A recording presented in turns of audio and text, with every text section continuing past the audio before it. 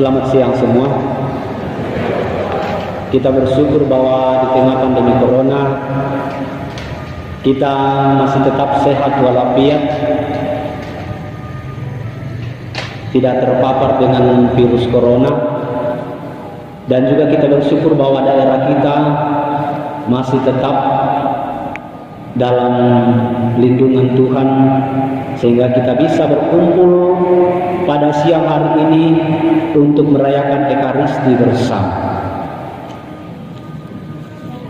Bacaan-bacaan yang kita dengarkan pada hari ini mengajak kita untuk merenungkan 3 hal. Yang pertama, dari bacaan Injil kita diajak untuk merenungkan bahwa ternyata untuk menjadi murid Yesus itu gampang-gampang susah. Ada syarat yang harus kita penuhi untuk menjadi pengikut Yesus. Keinginan saja tidak cukup. Kemauan untuk menjadi murid Yesus saja tidak cukup. Dan Yesus dalam bacaan Injil hari ini mengatakan, barang siapa yang mengasihi ayah, mengasihi ibu, mengasihi anak-anak, saudara-saudarinya lebih daripadaku, tidak layak bagiku. Agak membingungkan, kita mengasihi ayah, mengasihi ibu, mengasihi anak-anak, saudara-saudari, tetapi kok oleh Yesus dikatakan tidak layak bagiku. Maka kata yang harus kita garis bawahi adalah lebih daripada aku. Kalau kita mengasihi ayah, ibu, dan saudara-saudari, anak-anak lebih daripada mengasihi Allah sendiri, menurut Yesus tidak layak menjadi murid Yesus. Karena kita harus kaitkan ayat ini dengan teks hukum emas Yesus. Dalam hukum emas Yesus dikatakan, kasihilah Tuhan Allah dengan segenap hati, dengan segenap jiwa, dengan segenap akal budi, dengan segenap kekuatan. Setelah itu, kasihi sesamamu manusia seperti dirimu sendiri. Jangan diputar. Kita mengasihi sesama melebihi kasih kepada Tuhan. Ini yang dikoreksi oleh Yesus. Tidak boleh. Tidak layak menjadi muridku orang yang mengasihi ayah ibunya, saudara-saudaranya, anak-anaknya melebihi kasih kepada aku. Yesus mau supaya murid-muridnya mengasihi dia pertama-tama, setelah itu mengasihi sesama. Ya. Nah, bagaimana mengasihi dia yang tidak kelihatan? Ayat terakhir dalam bacaan Injil tadi menjawab, barang siapa di antara kamu memberi minum segelas saja kepada murid ini, kamu berbuat kepada aku. Jadi Yesus hadir dalam diri kita, dalam diri orang lain, dalam diri sesama kita. Maka kita mengasihi bukan saja keluarga kita, bukan saja anak-anak kita, bukan saja saudara-saudara kita, tetapi mereka yang membutuhkan kasih. Tapi dalam praktek, ya kadang-kadang kasih kepada sesama itu menjadi pudar dan hilang. Dibagi BLT Corona, wah, kita dulu aku paham. Padahal ataru iate asal kios, iate asal gaji cukup. Sementara yang harus mendapatkan tak mau dikanapkan, ya.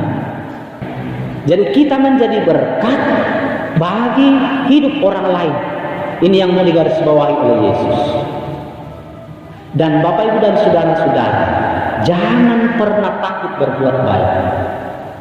Bacaan pertama Nabi Elisa dalam bacaan pertama hari ini mengisahkan bagaimana kisah perbuatan baik ini berbuah berkat. Dikatakan ada seorang kaya mengundang Elisa untuk makan dan tinggal di rumah mereka. Orang kaya itu tidak memiliki anak. Dan ketika Elisa berjumpa dengan orang itu, dia katakan, tahun depan pada musim yang sama seperti sekarang, aku akan melihat engkau menggendong seorang anak laki-laki. Bukan sembarang anak, ya. Dalam ilmu tafsir kitab suci itu anak laki-laki dan anak perempuan itu memiliki tafsir yang berbeda. Karena anak laki-laki itu adalah sebuah simbol kepenuhan berkat. Dengan kata lain, Elisa mau mengatakan kepada orang itu, Allah akan memberkati engkau dengan berkat yang paling baik. Kadang-kadang perbuatan baik itu juga cenderung dikritik orang. Dan bacaan pertama mengajak kita untuk melakukan perbuatan baik. Dan perbuatan baik itu mudah-mudahan seperti bacaan pertama berbuah berkat.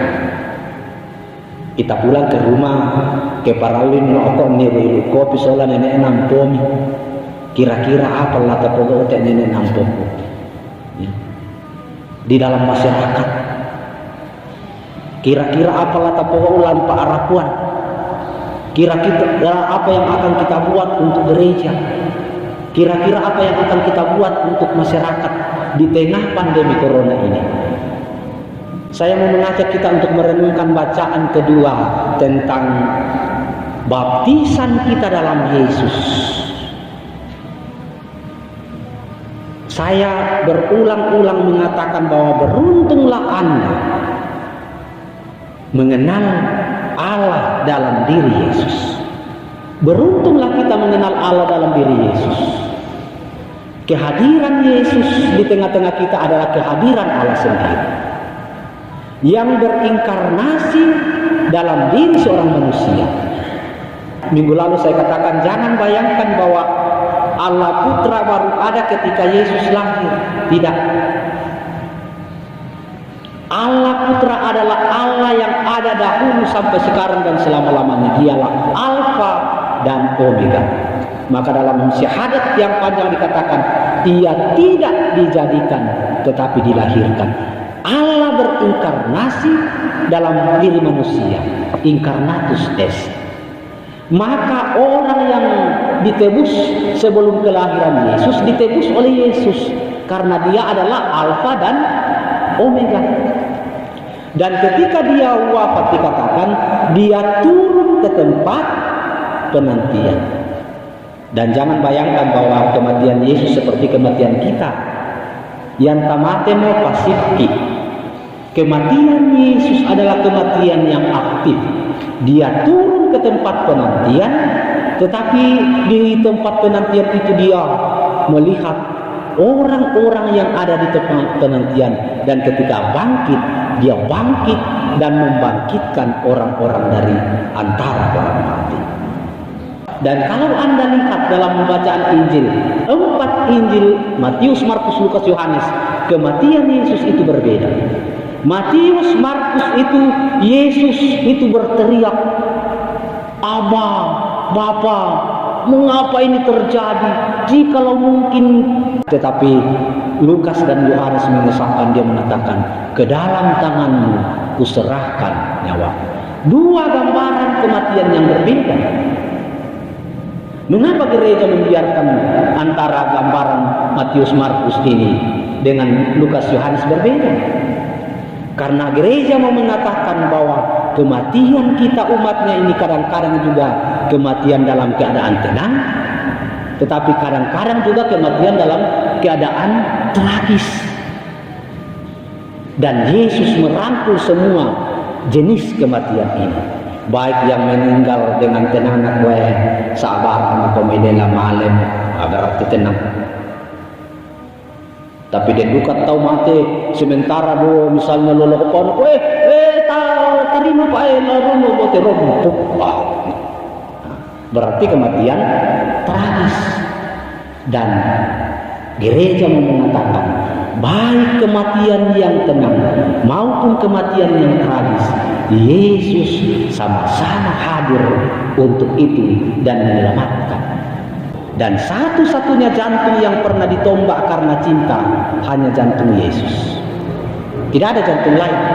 Mungkin ada jantung lain ditombak, tetapi bukan karena cinta, bukan karena kasih. Mungkin ada jantung lain ditombak, tetapi mungkin karena dia penjahat. Tetapi satu-satunya jantung yang ditombak karena cinta, karena kasih adalah jantung Yesus. Maka saya renungkan itu namanya simbol cinta universal. Jantung yang ditombak itu jatuh cinta adalah jantung Yesus sendiri, yang karena cintanya kepada manusia dia merelakan hidupnya. Maka Bapak Ibu saudara-saudara yang terkasih, 3 hal ini yang saya katakan pada minggu biasa yang ke-13. Bagaimana kita mengasihi Allah melebihi kasih kepada sesama, dan kita praktekkan dalam kehidupan. Mungkin kita pulang nanti, ya lihat-lihat kira-kira apa yang ini, ya mungkin ada yang karena korban COVID ini sudah mulai kehabisan beras, kita kasih beras, kita kasih tahu Pak Lurah bahwa ini membutuhkan. Berikanlah kepada yang membutuhkan, karena Yesus mengatakan, kalau kamu memberi minum secangkir saja kepada dia, kamu berbuat kepada.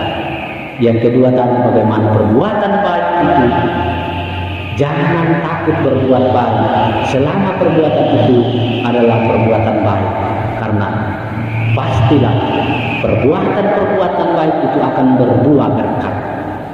Mungkin berkat itu tidak untuk diri kita, mungkin untuk anak kita besok lusa, mungkin untuk cucu kita ke depan. Jadi berbuat baiklah selama ada waktu untuk berbuat baik, dan akan berbuah berkat baik untuk Anda, untuk anak-anak Anda, maupun untuk cucu Anda ke depan. Dan yang terakhir, bagaimana kita merenungkan tentang kematian Yesus yang menebus kematian dosa-dosa kita. Amin. Kalau amin, kita bangkit berdiri. Kita doakan, aku percaya akan Allah, Bapa yang Maha Kuasa.